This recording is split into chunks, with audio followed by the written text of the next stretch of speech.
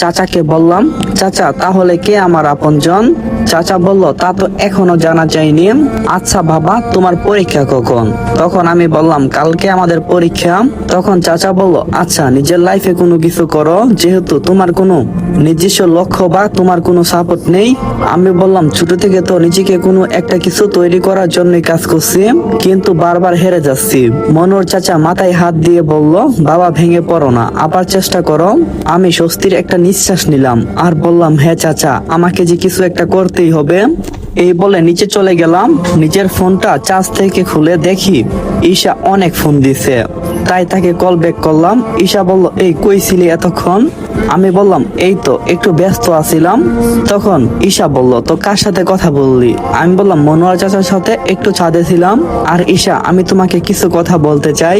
ঈশা বলল, আচ্ছা কালকে শোনা যাবে। আর হ্যাঁ, মনে রাখিস কিন্তু কালকে পরীক্ষা। আর তোর সাথে কি ব্যাটটা ছিল আমার?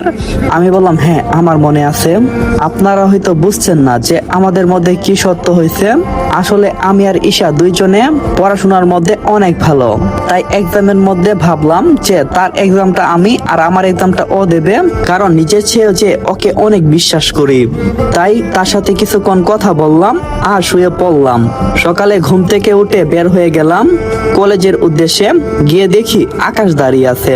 আকাশকে সঙ্গে করে নিয়ে ভিতরে ঢুকলাম।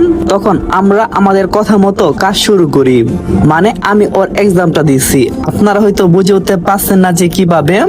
আসলে উপরে নাম ঠিকানা বাদে সবকিছুই আমরা লিখতেছি। মানে আমাদের প্ল্যান হয়েছে যে খাতা জমা দেওয়ার আগে আমরা নিজেদের নাম বসিয়ে দেব। আমি ওর নাম আর ও আমার নাম, দুইজনে এভাবে কথা হয়েছিল। কথা অনুসারে কাজ করতে লাগলাম। ভালোভাবে পরীক্ষাটা শেষ হলো। এক সপ্তাহ পর রেজাল্ট বের হবে, কিন্তু আজব করা বিষয় হচ্ছে এই এক সপ্তাহ ঈশা আমার সাথে তেমন কথা বলেনি। এক সপ্তাহ আমার কেমনে কাটছে শুধু আমি জানি। মাথায় অনেক টেনশন, না জানি পরীক্ষার রেজাল্ট কি হয়। আবার একটা মুস্কি হাসি দিয়ে বললাম, না ঈশা যেহেতু পরীক্ষা দিছে অনেক ভালো হবে, আর আশা করি ঈশাও পাশ করবে। এসব ভাবতে ভাবতে দিনগুলো কেটে গেল। আজকে রেজাল্ট বের হবে, তাই আর রাত না জেগে খুব তাড়াতাড়ি ঘুমিয়ে পড়লাম। সকালে ঘুম থেকে উঠে গোসল করে বের হলাম। চায়ের দোকান থেকে একটা রুটি আর একটা কলা খেয়ে কলেজের উদ্দেশ্যে রওনা দিলাম। আর হ্যাঁ, এটা হচ্ছে আমার প্রতিনিয়ত সকালের নাস্তা, কারণ বাসা থেকে আমাকে কোনো নাস্তা দেওয়া হয় না। আনমনে হেঁটে চলছি কলেজের উদ্দেশ্যে। কলেজে যেতে দেখি আকাশ দাঁড়িয়ে আছে। আকাশ আমাকে দেখে বলল, আরে অনন্ত কোথায় ছিলে? আমি বললাম, দোস্ত একটু জ্যামে পড়ে গেছি। আকাশের আর বুঝার বাকি রইল না যে আজকেও আমি হেঁটে হেঁটে আসছি। আকাশ বলল, যদি টাকা লাগে আমাকে বলতি। আমি বললাম, দোস্ত ব্যাপার না, যেতে দে, আমার সাথে যা হচ্ছে তুই তো সবকিছুই জানিস। আকাশ বলল, তাড়াতাড়ি চল, কিছুক্ষণ পর রেজাল্ট দেবে। গিয়ে দেখি যে সবাই আসছে, বিশেষ করে ঈশা। আজকে একটা খয়েরি রঙের থ্রি পিস পরে আসছে। বিশ্বাস করেন ওকে অনেক সুন্দর লাগছে। ঈশা সামনে গিয়ে দাঁড়ালাম আর বললাম, এই ঈশা কেমন আছো? ঈশা বলল, হ্যাঁ ভালোই আছি, কিন্তু উত্তরটা একটু বিরক্ত নিয়ে বলছে, হ্যাঁ ভালোই আছি। তাই আর বেশি কথা বললাম না, এমনিতে মাথাটা অনেকটাই ব্যথা করছে। তাই আর কথা না বাড়িয়ে সেখান থেকে চলে আসলাম। রেজাল্ট বের হয়েছে। রেজাল্ট দেখে যেন আমার মাথায় আসমান ভেঙে পড়লো। এ কি দেখছি আমি দেখলাম যে আমার রেজাল্ট হয়েছে এফ, মানে আমি ফেল করছি। কিন্তু এটা তো হওয়ার কথা ছিল না। ঈশা তো খুব ভালো করে পরীক্ষা দিছে, তাহলে আমি কেন এমন রেজাল্ট করলাম? কারণ ওর প্রতি আমার পুরোপুরি বিশ্বাস ছিল। ও আমাকে বলছিল যে আমার থেকে ভালো রেজাল্ট করে ও আমাকে দেখাবে। কিন্তু এটা কি হলো? দেখি ঈশা আবার জিপিএ 5 পাইছে। ও অনেকটাই খুশি। ও তো জানে যে আমি ফেল করছি, তারপরে এত হাসি মুখ কেন ওর? যাই, ওর কাছে যাই। ওর কাছে যেতেই ও আমাকে দেখে একটা অট্ট হাসি দিয়ে বলল, কিরে ফকিন্নি, এখানে কি করিস? আমি বললাম, তুমি এরকম ভাবে ব্যবহার করছো কেন? ঈশা বলল, তোর মতো ক্ষেতের সাথে আমি কেমন করে ব্যবহার করব? আর তুই কি আমাকে ব্যবহার শিখাবি নাকি, যে কার সাথে কেমন ব্যবহার করা লাগে? আমি বললাম, আমি তো তেরকম বলিনি। ঈশা হয়তো জানে না যে আমি ফেল করছি। তখন ঈশা আমাকে ভুল প্রমাণ করে দিয়ে বলল, পরীক্ষার রেজাল্ট দেখছিস? এটাই তোর প্রাপ্য ছিল। আর হ্যাঁ, এটাই আমাকে থাপ্পড় মারার প্রতিশোধ।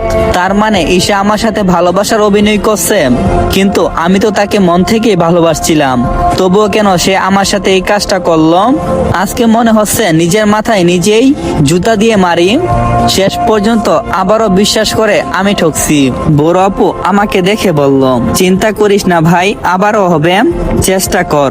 আমি বললাম, আপু আসলে কি হয়েছিল? আপুকে সবকিছু খুলে বললাম। আপু অনেকটাই রেগে গেল আর বলল, ঈশা একদম কাজটা ঠিক করে নাই, আমাকে নিয়ে চল ওর কাছে, ওর সাথে আমার কিছু কথা আছে। আমি বললাম, বাদ দাও, এসব মেয়ের সাথে কথা না বললেই ভালো। তখন আপু বলল, তুই চুপ থাক, আমাকে কি করা লাগবে আমার তা ভালো করে জানা আছে। এই বলে আপু ঈশার সামনে গেল আর ঈশাকে উদ্দেশ্য করে বলল, এই ফাজিল মেয়ে, নিজেকে কি মনে করছো? হ্যাঁ, জানো ও তোমাকে কতটা বিশ্বাস করে? তুমি কেমনে ওর বিশ্বাসটা ভাঙলা? জানো ও প্রতিনিয়ত তোমার কথা ভাবে, ওর পৃথিবীতে আপন বলতে কেউ নেই, শুধুমাত্র তুমি ছাড়া। আর সেই তুমি ওর বিশ্বাসটা ভাঙলাম। তখন আকাশ আমার পাশে এসে বসলো আর বলল, কিরে দোষ, এটা আমি কি দেখছি, তুই পরীক্ষায় ফেল করছিস? এদিকে আমি তো বাসা থেকে মিষ্টি কেনার টাকা নিয়ে আসছিলাম। আমি জানি তুই ক্লাসের টপার আর তুই কখনো ফেল করবি না, এই ধারণা ছিল আমার, কিন্তু কি থেকে কি হয়ে গেল। আমি আকাশকে সবকিছু খুলে বললাম। আকাশ অনেকটাই রেগে যায় আর বললে, তুই আসলে অনেকটাই অদ্ভুত রে, অল্পতেই মানুষকে বিশ্বাস করিস আর ঠকে যাস। ঈশার আজকে তো খবর করে ছাড়বো। আমি বললাম, ভাই ওকে কোনো কিছু বলিস না প্লিজ। আকাশ আমাকে একটা ঝাড়ি দিয়ে সেখান থেকে চলে গেল। গিয়ে দেখলো বড় আপু ওর সাথে তর্ক করছে। আকাশ বড় আপুকে থামিয়ে দিয়ে বলতে লাগলো, মিস ঈশা, আপনি নিজেকে অনেক বড় মনে করেন তাই না? আপনি কি জানেন? তখন আমি গিয়ে আকাশকে থামিয়ে দিয়ে বললাম, আমার ব্যাপারে আমি চাই না কেউ জানুক, আর ওর মতো মেয়ে তো একদম না। আমি বললাম, তুই নিজেকে কি মনে করিস রে? তোর জন্য আমি সবকিছু করতে রাজি ছিলাম, আর এই তুই আমার সাথে এরকম করলি? ঈশা কিছু বলতে যাবে তার আগে আমি তার দুই গালে দুইটা থাপ্পড় মারলাম। ঈশার চোখ দিয়ে পানি বের হচ্ছে, তবুও আমার যা ইচ্ছা করছে তাকে বলতেই লাগলাম। ইচ্ছা মতো অনেকক্ষণ বললাম, কিন্তু ও একটাও শব্দ করে নাই। মনে হয় কিছুটা হইলেও আন্দাজ করতে পারছে যে ও কাজটা একদম ঠিক করে নাই। অনেকক্ষণ চুপ থাকার পর নীরবতা ভেঙে যখন কিছু বলতে যাবে তার আগে আমি বললাম, মিস, আপনার মুখ থেকে কোনো কথা আমি শুনতে চাই না। আর হ্যাঁ, আপনার সাথে আমি অনেক খারাপ কাজ করছি, আপনাকে ডিস্টার্ব করছি, আপনার খোঁজ খবর নিছি, আপনাকে জোর করে খাবার খাইয়ে দিছি, এবং কি আপনার কেয়ার করছি, আপনার সব আবদার গোলামের মতন পালন করছি। আপনি যা যা বলছেন সবকিছু করছি, কিন্তু আপনি আমার কোনো কথাই শুনতেন না। তারপরও আমি গোলামের মতন আপনার কথাই উঠতাম আর বসতাম, কারণ আমি কখনো আপনাকে হারাতে চাইনি, আমি আপনাকে মন থেকেই ভালোবাসছিলাম। দেখেন, আপনি আমার সাথে এই কাজটা করছেন, এখনো আমার বিশ্বাস হচ্ছে না। এই বলে আমি সেখান থেকে চলে আসলাম। আমি চলে আসার পর ঈশাও কান্না করতে করতে বাড়িতে চলে গেল। আর এইদিকে আমি বাসায় আসতেই ভাই বলতে লাগলো, কিরে, শুনলাম তুই নাকি পরীক্ষায় ফেল করছিস। আমি বললাম, হ্যাঁ।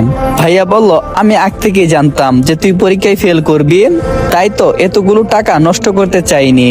আমি আর কোনো কিছু বললাম না, সেখান থেকে রুমে চলে আসলাম আর কান্না করতে লাগলাম।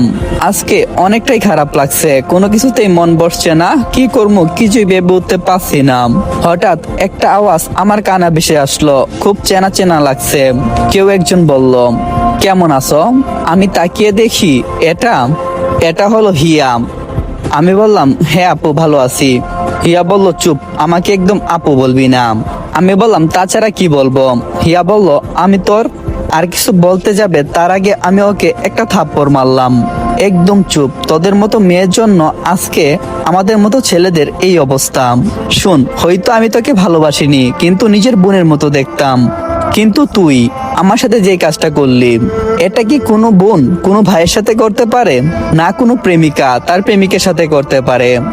তখন হিয়া একটু আফসোসের সহকারে বলল, আমি জানি না আমি কাজটা সঠিক করছি নাকি ভুল করছি, কিন্তু আমি তোমাকে একটা কথা বলতে চাই। আমি বললাম, আপনার কোনো কথা আমি শুনতে চাই না মিস হিয়া। হিয়া বলল, আজকে তোমাকে সবটা শুনতেই হবে। আমি বললাম, একদম চুপ করেন। হিয়া বলল, কি চুপ করবো? হ্যাঁ, আমি তোকে ভালোবাসি, তাই তোর সাথে এরকম অভিনয়টা করছি। আমি তোকে পেতে চাই যে কোনো মূল্যে, তার জন্য যদি আমাকে শতবার দোষিতা হতে হই আমি হব, তারপরও আমি তোকে চাই। আমি বললাম, যদি আমাকে চাইতে, যদি আমার ভালোই চাইতে তুমি, তাহলে তুমি কেন আমার নামে থানায় কমপ্লেন করলে? কেন আমার চাকরিটা চলে গেল? হিয়া বলল, বিশ্বাস করো, আমি এমন কোনো কিছু করিনি। তখন মোবাইল থেকে বের করে একটা পিক দেখিয়ে বললাম, এই পেপারের মধ্যে না হলে কে সাইন করছে? তোর বাপ? হিয়া বলল, এখানে বাপ আসলো কোথা থেকে? আমি বললাম, তুই এটারই প্রাপ্য, কারণ তোর জন্য আমার সব স্বপ্ন শেষ হয়ে গেছে। আমার নামে একটা দর্শকের ট্যাগ লাগছে, কথাই তো আছে, কয়লা দুইলে কখনো ময়লা যায় না। তখন হিয়া বলল, শোনো, এই সাইনটা হয়তো আমার, কিন্তু তুমি কি জানো এটা আমাকে কে দিয়েছিল? আমি বললাম, মানে? হিয়া বলল, জিজু আমাকে দিয়ে বলছিল এটাতে সাইন করার জন্য, এটা নাকি তোমার আর আমার বিয়ের জন্য কাজে দেবে। হিয়ার এই কথা শুনে আমি যেন আসমান থেকে পড়লাম। তার মানে কি ভাইয়া কেন আমার সাথে এই কাজটা করবে? কেন আমার নামে থানায় জিডি করবে? আমি কিছুই ভেবে উঠতে পারছি না। হায় রে, আজকে যদি আপন ভাই হতাম তাহলে কি আমার সাথে এগুলা করতে পারতো? এসব ভাবছি আর কান্না করছি। হিয়া আমার মাথায় হাত বুলিয়ে দিচ্ছে। আমি বললাম, এই আমাকে টাচ করবেন না। হিয়া আমাকে বলল, একবার বোঝার চেষ্টা করো, আমি তোমাকে অনেক ভালোবাসি। আমি বললাম, কিন্তু আমি তোমাকে ভালোবাসি না। হিয়া বলল, বিশ্বাস করো, আমি তোমাকে অনেকটাই সুখে রাখবো। আমি বললাম, এ কথা তো একটা ছেলে একটা মেয়েকে বলে, তুমি কেন বলছো? একটা মুচকি হাসি দিয়ে কথাটা বললাম। হিয়া মনে হয় আন্দাজ করতে পারছে যে তার প্রতি ভালোবাসাটা আমার এখনো আছে, কিন্তু সেটা কখনো প্রকাশ করার মতো না। আমি বললাম, আমি আপনাকে ভালোবাসি না, আপনি যা ইচ্ছা করতে পারেন। কি আবারও চেঁচামেচি করবেন, জামা কাপড় ছিঁড়বেন? হ্যাঁ, ছিঁড়তে পারেন। যদি এইটা করেন তাহলে আমি অতি সহজে এই বাসা থেকে বের হতে পারবো। তাছাড়া অনেকটাই মায়া কাজ করে ওদেরকে ছেড়ে অন্য কোথাও চলে যেতে। বিশ্বাস করেন, আমার জায়গায় যদি অন্য কোনো ছেলে থাকতো তাহলে এখানে কখনোই থাকতো না। ওরা যে কোনো একটা কারণ বের করে এখান থেকে চলে যেত। এত অত্যাচার কেউ সহ্য করতো না। হিয়া বলল, এ কেমন কথা বলছো? আমি বললাম, তার মানে তুমি কোনো কিছুই জানো না, আমি ওদের নিজের কেউ না, আমাকে তারা কুড়িয়ে পেয়েছে। হিয়া বলল, মানে? আমি বললাম, মানে তোমাকে বুঝতে হবে না, শুধু এইটাই জেনে রাখো, আমি ওদের কেউ না।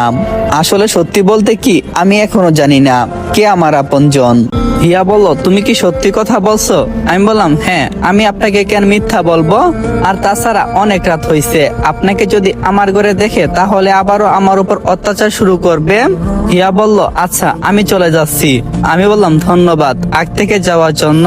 হিয়া মুখটা মলিন করে সেখান থেকে চলে গেল। আমি মনে মনে ভাবলাম, আজকেই এই বাসা ছেড়ে দেব, চলে যাব দূরে কোথাও, যেখানে গেলে আমাকে কেউ পাবে না। আপনারা মনে হয় ভাবছেন যে আমি পালিয়ে যাচ্ছি। হ্যাঁ, আমি পালিয়ে যাচ্ছি, কিন্তু আমি আবারও ফিরবো। যখন সফল হতে পারবো তখন আমি তাদেরকে চোখে আঙ্গুল দিয়ে দেখিয়ে দিতে চাই তারা কাকে অবহেলা করছে। ব্যাগে জামা কাপড় ঢুকাচ্ছি আর এই কথাগুলো ভাবছি। নিজে যা যাবতীয় কিছু আছে সবকিছু প্যাক করে নিলাম, আর পাঁচটা আর মোবাইলটা। না, মোবাইলটা নেওয়া যাবে না, কারণ এটা ভাইয়ার, তাই মোবাইলটা সেখানেই রেখে দিলাম। আর সুন্দর করে তাদের জন্য একটা চিঠি লিখলাম। আর চিঠিতে কি লিখছি সেটা না হয় আপনারা পরে জানতে পারবেন।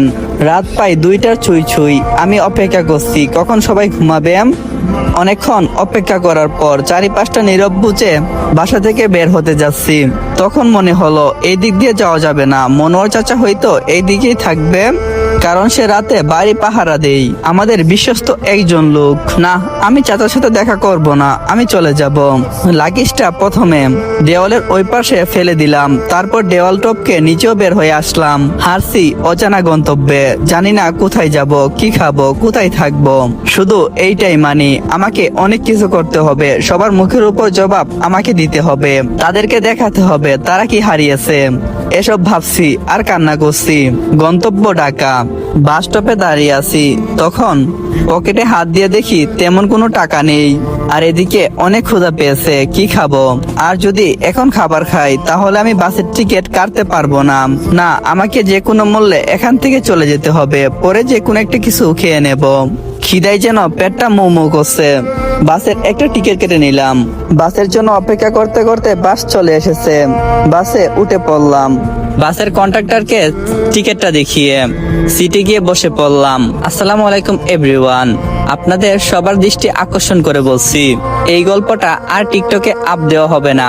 আর হ্যাঁ, যারা যারা এই গল্প পুরোটা দেখতে চান তারা আমার টিকটকের বাড়িতে থাকা ইউটিউব চ্যানেলের লিংকে ক্লিক করেন আর সরাসরি ইউটিউবে চলে যান, কারণ সেখানে 2 থেকে 3টা পার্ট একসাথে দেওয়া হয়। আশা করি আপনারা দেখে আসবেন। আর যারা যারা ইউটিউব থেকে গল্পটা শুনতেছেন তারা কন্টিনিউ করেন। বাসের সিটে বসে পাশে বসে ভাবছি কি করে খাবারের জোগাড় করব, কারণ অনেকটাই খিদে পেয়েছে। কোনো কিছুই ভালো লাগছে না, মনে হচ্ছে নিচের হাতটা কামড়িয়ে খেয়ে ফেলি। কারণ মানুষ সবকিছু সহ্য করতে পারলেও ক্ষুধার যন্ত্রণা কখনো সহ্য করতে পারে না। এসব ভাবছি আর অতীতের কথাগুলো ভেবে কান্না করছি। ঠিক তখনই লক্ষ্য করলাম একটা মেয়ে আমার পাশের সিটে এসে বসলো। তার হাতে কিছু খাবার দেখা যাচ্ছে, মন চাচ্ছে তাকে বলি আমার অনেকটা খিদে পেয়েছে, আমাকে কিছু খেতে দেবেন। কিন্তু না, যদি বলি তখন যদি না দেই তাহলে তো যেটুকু ইজ্জত আছে সেগুলো যাবে। আমি বসে আছি, মেয়েটি প্রথম আমার সাথে কথা বলিনি। বাস চলতে শুরু করছে প্রায় 20 মিনিট। তখন মেয়েটি হঠাৎ একটা পানির বোতল এগিয়ে দিয়ে বলল, পানি খাবেন? আমি বললাম যদি আপনার কাছে কোনো খাবার থাকে তাহলে দেন, আমার না অনেকটাই ক্ষুধা পেয়েছে। মেয়েটা আমার কথা শুনে তার কাছে যা যা আছে সবগুলো আমাকে দিয়ে বলল, নেন খান। আমি খেতে শুরু করি, ক্ষুধার তাড়নায় অনেকটাই স্পিডে খাচ্ছি। মেয়েটা এগুলো দেখছে আর কান্না করছে। আমি বললাম, এই আপনি কান্না করছেন কেন? মেয়েটা বলল, আপনার কি অনেক ক্ষুধা পেয়েছে? আমি বললাম, জি, সকালে খাইছি আর এর আগের দিনও খাই নাই। সকালে কোনো রকমে রুটি কলা খেয়ে কলেজে গেছিলাম, তারপর থেকে আর কোনো কিছু খাওয়া হয়নি। মেয়েটা বলল, চিন্তা করার কোনো কারণ নেই, সামনে একটা রেস্টুরেন্ট আছে, ওইখানে বাস থামাবে বিরতির জন্য, আপনি সেখানে পেট ভরে খাবার খেয়ে নেবেন। আমি মাথা নাড়িয়ে হা বললাম। বাস চলতে শুরু করছে, প্রায় 20 মিনিট পর বাস থামলো। মেয়েটি আমাকে ডেকে বলল, চলুন। আমি বললাম, কোথায় যাবেন? মেয়েটা বলল, খাবার খেতে। আমি বললাম, আচ্ছা। তখন মেয়েটার সাথে চলতে শুরু করলাম। খাবার টেবিলে আসছি, মেয়েটা মেনু কার্ডটা আমার হাতে দিয়ে বলল, কি অর্ডার করবেন করেন। আমি বললাম, আসলে। মেয়েটা বলল, আপনার চোখ দেখে বোঝা যাচ্ছে আপনার কাছে কোনো টাকা নেই, আপনি চিন্তা করবেন না, আমার কাছে ভরপুর আছে। আমি বললাম, আচ্ছা। তারপর দুজনে কিছু খাবার অর্ডার করলাম, খাবার খেতে শুরু করলাম। আমি লক্ষ্য করে দেখলাম মেয়েটা তেমন কিছু খাচ্ছে না, শুধু আমার দিকে হা করে তাকিয়ে আছে। মেয়েটা মনে মনে ভাবছে, আহারে কতই না কষ্ট তার। তখন আমি বললাম, এই ম্যাডাম আপনি খাবার খাচ্ছেন না কেন? মেয়েটি আমার কথা শুনে তার ধ্যান ফিরল আর আমার দিকে তাকালো আর বলল, এই তো খাচ্ছি, আপনি খান। আমি বললাম, আমি তো খেয়ে পুরো সাবার করে দিছি। মেয়েটা বলল, আর কিছু খাবেন? আমি বললাম, না। তারপর মেয়েটা 2টা লাচ্ছি অর্ডার করলো, দুইজনে খেলাম। বাসে গিয়ে বসছি, এই রে এতক্ষণ যাবত মেয়েটার সাথে আছি কিন্তু তার নামটাই জানা হলো না। হ্যালো ম্যাডাম, আপনার নাম কি? মেয়েটা বলল, আমার নাম হলো রাইসা, আপনার নাম কি? আমি বললাম, আমার নাম অনন্ত। মেয়েটা বলল, আচ্ছা আপনি যাবেন কোথায়? আমি বললাম, ঢাকায়। মেয়েটা বলল, ঢাকা কোন জায়গা? আমি বললাম, তা নিজেও জানি না। মেয়েটা বলল, আপনি একটু আজব টাইপের, বুঝলেন? আমি বললাম, জি অনেকটাই। মেয়েটা একটা হাসি দিয়ে বলল, সো ফানি। আমি বললাম, আমার কাছে পানি নেই ম্যাডাম। মেয়েটা বলল, আপনি কি লেখাপড়া করেন নাই? আমি বললাম, জি করছি, আপনাকে হাসানোর চেষ্টা করছিলাম। মেয়েটা বলল, হ্যাঁ আপনি সফল। আর আমি এতবার মেয়েটা বলছি কেন? ওর নাম তো রাইসা। রাইসা বলল, তাহলে আপনি ঢাকায় কোথায় যাচ্ছেন আর কার কাছে যাচ্ছেন? আমি বললাম, আমার ঢাকায় আপন বলতে কেউ নেই। মেয়েটা বলল, আপনার বাবা মা? আমি বললাম, আমি এতিম, এই দুনিয়াতে আমার কেউ নাই। মেয়েটা বলল, সরি। আমি বললাম, সমস্যা নেই। মেয়েটা বলল, আপনাকে আমি একটা কথা বলবো, আপনি কি আমার কথা রাখবেন? আমি বললাম, জি বলতে পারেন। মেয়েটা বলল, আমি ঢাকা উত্তরা যাচ্ছি আর সেখানে আমাদের বাসা। আমি চাচ্ছি আপনি আমার সাথে যান এবং কি আমার বাসায় থাকেন। আমি বললাম, আমি একজন ছেলে, আপনি একজন মেয়ে, যদি আমরা দুজন একসাথে যাই তাহলে আপনার ফ্যামিলির মানুষ আপনাকে খারাপ ভাববে। মেয়েটা বলল, আমার ফ্যামিলি তেমন না। আমি বললাম, আচ্ছা ভেবে দেখবো। তখন মেয়েটা একজনকে কল করলো আর তাকে একটা ঠিকানা দিয়ে দিল আর বলল সেখানে আসার জন্য। আর হ্যাঁ, যদি কালো কালারের গাড়িটা নিয়ে আসে। লোকটা হ্যাঁ সুযোগ উত্তর দিয়ে ফোনটা কেটে দিল। তখন ও আমাকে বলল, মানে রাইসা বলল, আমি আপনার সম্পর্কে জানতে চাই, আপনি কি করেন? আমি বললাম, সরি আমি আপনাকে বলতে পারবো না। তখন সে অনেক জোরাজুরি করতে শুরু করলো। আমি তার ব্যবহার এবং কি তার আচার আচরণে অনেকটাই সন্তুষ্ট। আর এরকম একটা মানুষকে না হয় বিশ্বাস করে আবার ঠকলাম। তখন আমি আমার সম্পর্কে সবকিছু তাকে খুলে বললাম। এসব বলছি আর নিজেও কান্না করছি। মেয়েটার দিকে তাকিয়ে দেখি সেও কাঁদছে। মেয়েটা বলল, এই আপনি মানুষ নাকি এলিয়েন? এতগুলো সহ্য করছেন কেমনে আপনি? আমি বললাম তাছাড়া যে আমার কোনো উপায় ছিল না। আপনারা হয়তো ভাবছেন যে আমি ঈশার সম্পর্কেও তাকে বলছি, না আমি ওর কিংবা হিয়ার সম্পর্কে কোনো কিছু বলিনি। আমি শুধু ঋতুর ব্যাপারটাই তার সাথে শেয়ার করলাম। দেখলাম ও কান্না করছে, আমি বললাম প্লিজ আপনি কান্না করবেন না। মেয়েটা বলল আচ্ছা, আর তোমার সাথে এত কিছু ঘটনা ঘটে গেছে, তুমি কি তোমার মামার কাছে কিছু বলনি? আমি বললাম না, আমি তাকে কোনো কিছু শেয়ার করিনি, কারণ যে মানুষটা বিপদের সময় আমার পাশে ছিল না আমাকে অবিশ্বাস করছে। কিন্তু বিশ্বাস করেন আমার মন বলছে তাকে বলার জন্য, কিন্তু আমি বলিনি, কারণ সে এমন একটা মানুষ যে আমাকে ছোট থেকে বড় করছে, আমার সকল আবদার পূরণ করছে, আমি যা যা জীবনে চাইছি তাই করছে। কিন্তু ওই মানুষটাকে আমি বলিনি, তার কারণ একটাই, সে আমার বিপদের সময় আমার পাশে ছিল না। তখন মেয়েটা আমাকে কিছু বলতে যাবে, তখন আমি তাই মেয়ে দিয়ে বললাম প্লিজ আমার অতীত সম্পর্কে আমাকে আর কোনো কিছু জিজ্ঞাসা করবেন না, আমি সবকিছু ভুলে যেতে চাই। রাইসা বলল আচ্ছা।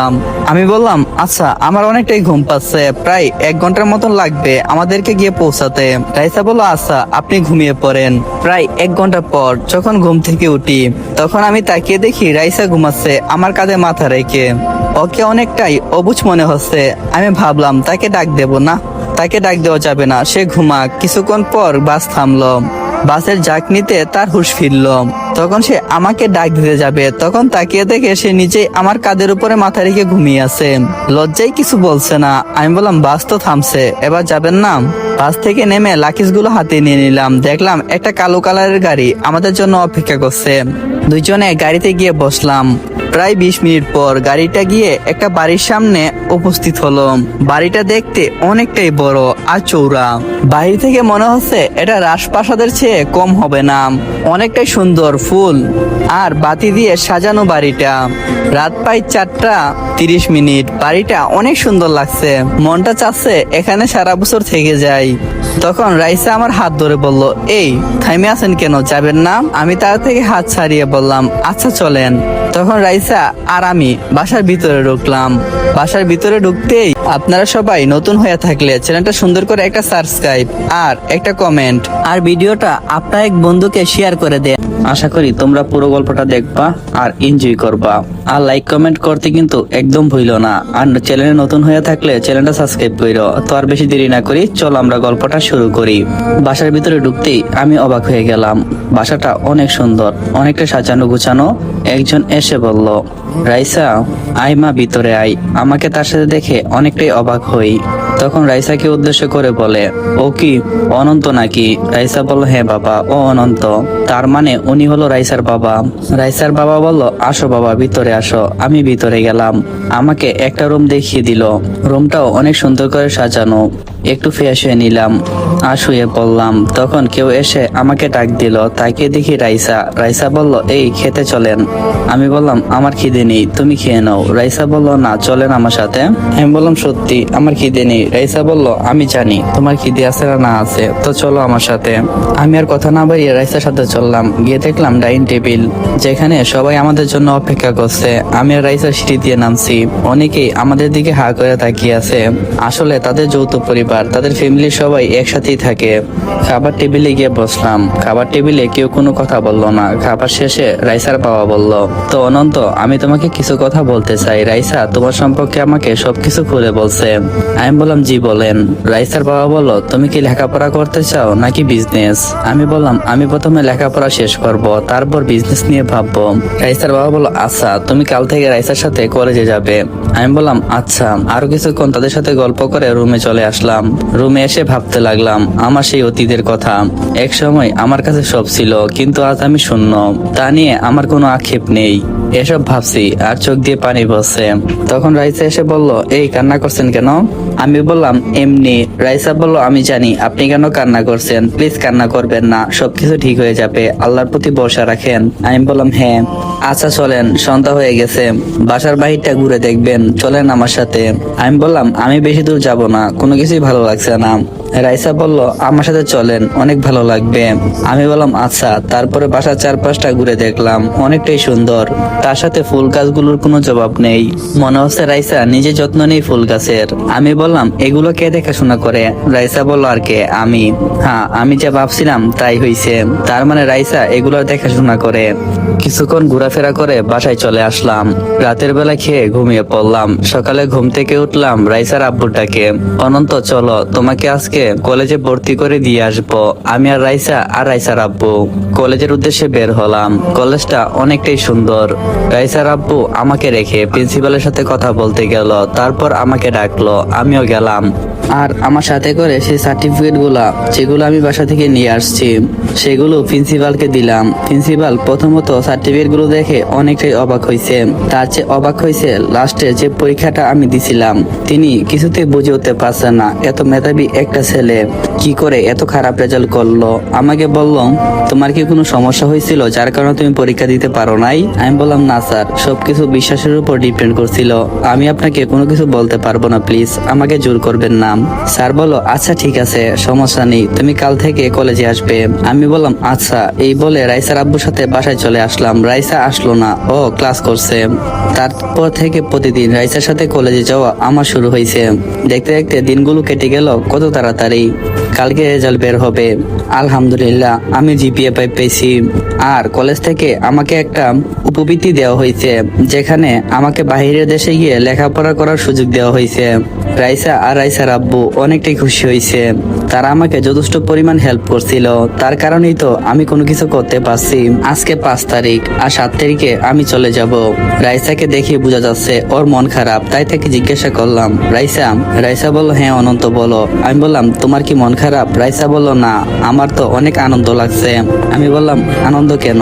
রাইসা বলল এই যে আপনার সব স্বপ্ন পূরণ হবে। আমি বললাম তোমার কারণেই তো সব স্বপ্নগুলো আজকে পূরণ হতে যাচ্ছে। যদি আমার বিপদের সময় তুমি আমার পাশে না থাকতে, তাহলে হয়তো আমার জীবনে এরকম একটা ভালো দিন কখনো আসতো না। রাইসা বলল তুমি একটা পাগল। আমি বললাম সত্যি আমি একটা পাগল। যদি পাগল না হতাম তাহলে কি অল্পতেই ওদেরকে বিশ্বাস করতাম? আর হ্যাঁ, আপনাদেরকে তো একটা কথা বলা হয়নি, রাইসা এখন আমার সম্পর্কে সবকিছুই জানে। দেখতে দেখতে 7 তারিখ চলে আসলো, আজকে চলে যাব। তাই রাইসার অনেকটাই মন খারাপ। আমি চলে যাচ্ছি, ফিরবো সফল হয়ে।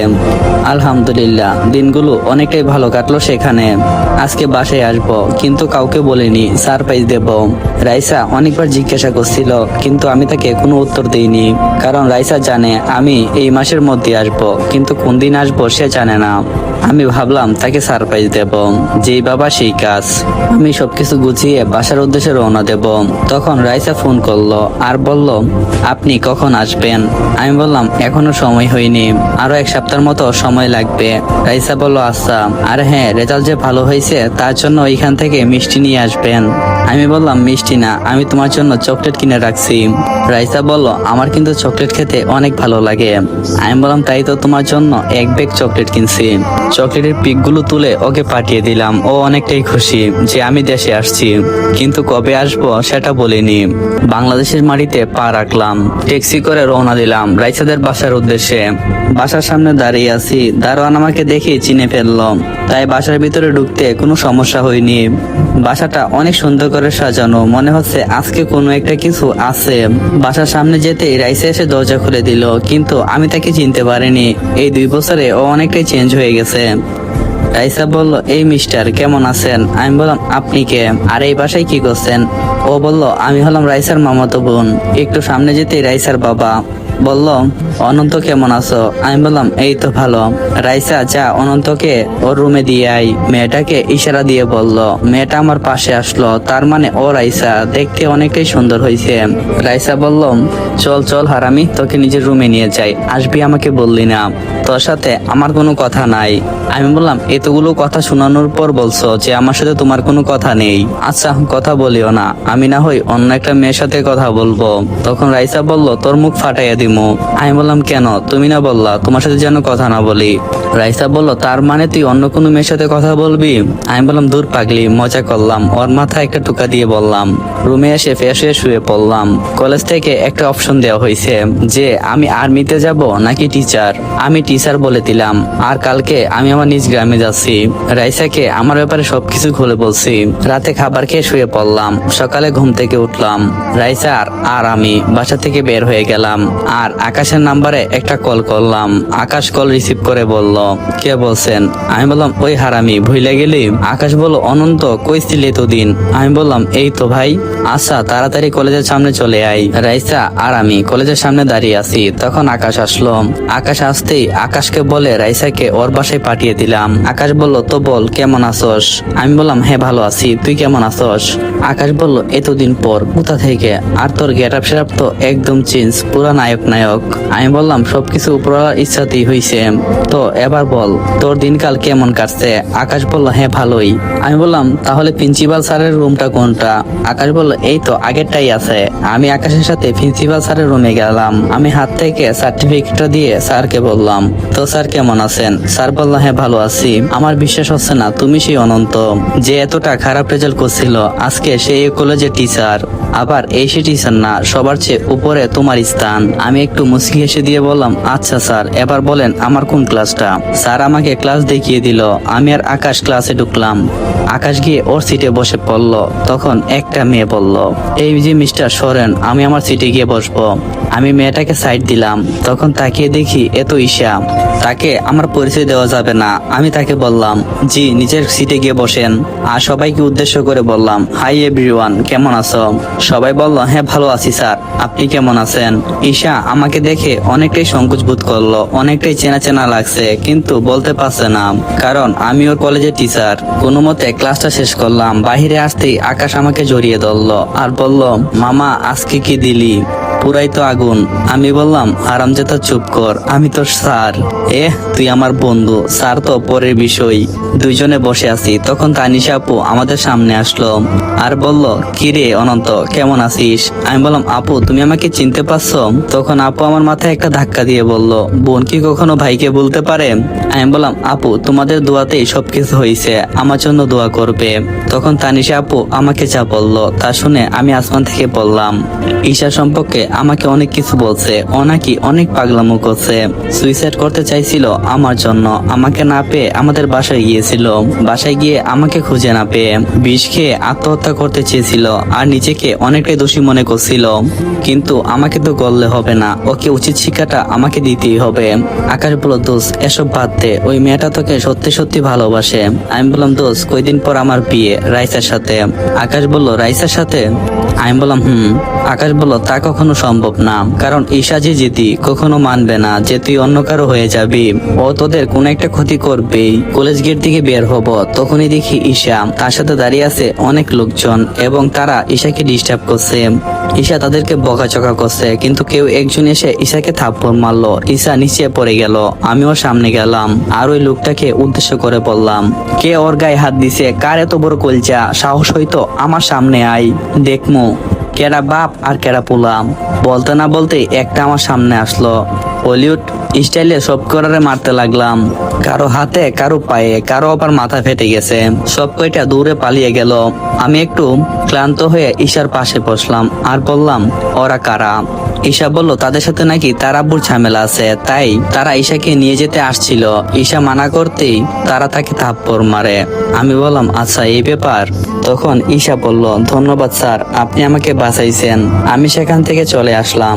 বাসায় এসে দেখি রাইসা নেই। আকাশকে বললাম, রাইসা কোথায় রে? আকাশ বলল, আমি জানি না।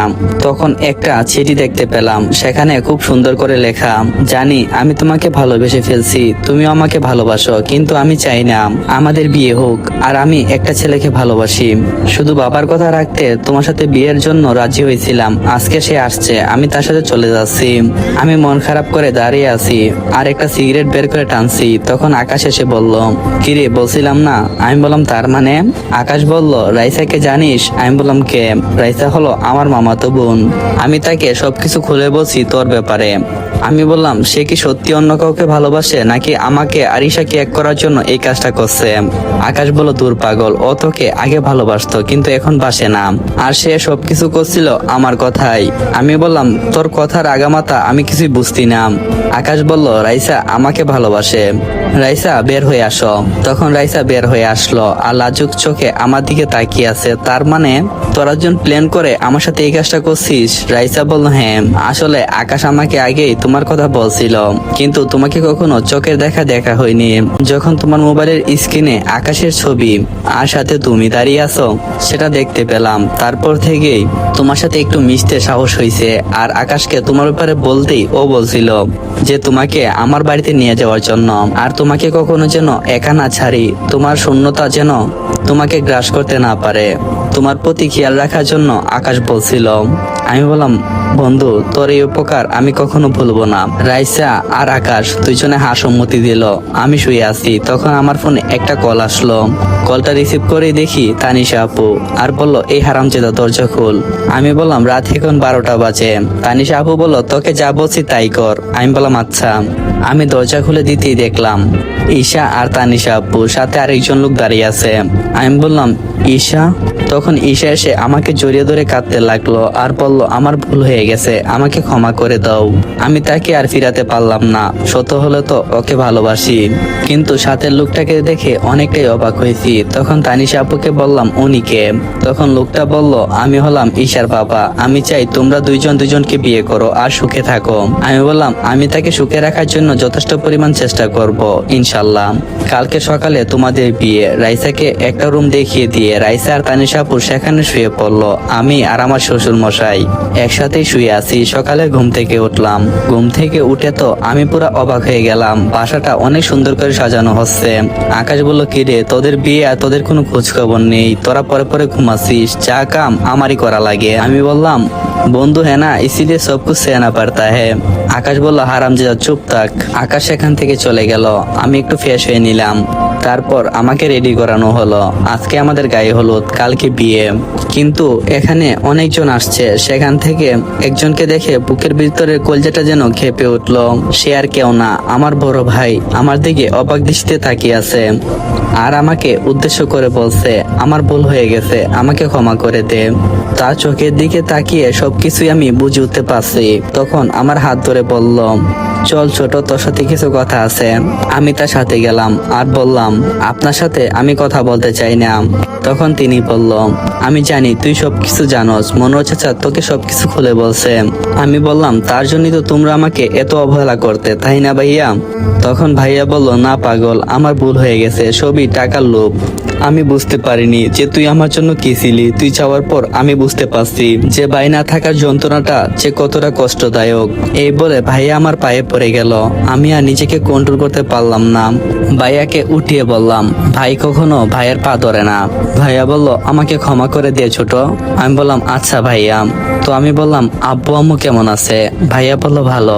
আমি বললাম, ওনারা আসে নাই? তখন ভাইয়া হাতের ইশারায় তাদেরকে দেখালো। দেখলাম তারা দুইজনেই কান্না করছে, বুকের ভিতরে কলজাটা যেন কেঁপে উঠলো। সত্যি আমি বুঝতে পারছি তারাই হলো আমার আপনজন। আর বাবা মায়ের উপর কখনো সন্তান রাগ করে থাকতে পারে না, যদি তারা তাকে শত অবহেলাও করে। আমিও পারলাম না, তাদেরকে ক্ষমা করে দিলাম। দেখতে দেখতে বিয়েটা কমপ্লিট হলো। আজকে আমাদের বাসর রাত। দেখি ঈশা খুব সুন্দর করে বসে আছে। আমি তার পাশে গেলাম। আমি ওর পাশে যেতেই ও বলল, চলেন আগে 2 রাকাত নামাজ পড়ি। দুইজনে 2 রাকাত নামাজ আদায় করলাম। নামাজ আদায় করে আমি ঈশার কানে কানে বললাম, আচ্ছা একটা কথা শুনো না। ঈশা বলল, কি কথা? আকাশ আমাকে বলল যে বাসর রাতে আমি যেন বিলাই মারি। আসলে বিলাইটা কি? ঈশা হাসতে শুরু করলো। আমি বললাম, বলো না। ঈশা বলল, আহারে আমার কচি খোকাটা। আমি বললাম, আমি তোমাকে কিছু প্রশ্ন করছি। ঈশা কোনো কিছু বলছে না, শুধু হাসছে। তারপর আর কি, দি এন্ড, মানে গল্পটা সেখানেই সমাপ্ত হলো। আর গভীরে আপনাদেরকে যেতে হবে না, ঘুমায়া পড়েন, রাত অনেক হয়েছে। আর হ্যাঁ, নেক্সট কি ধরনের গল্প আপনারা চান অবশ্যই কমেন্ট বক্সে কমেন্ট করবেন। জানি গল্পটা ভালো করে লিখতে পারিনি, আশা করি খুব তাড়াতাড়ি ভালো একটা গল্প আপনাদেরকে উপহার দেব। সো আপনারা বলেন কি ধরনের গল্প আপনারা চান, ভৌতিক নাকি রোমান্টিক নাকি কষ্টের, অবশ্যই কমেন্ট করে জানাবেন। আপনারা যা বলবেন তাই আমি করব ইনশাল্লাহ।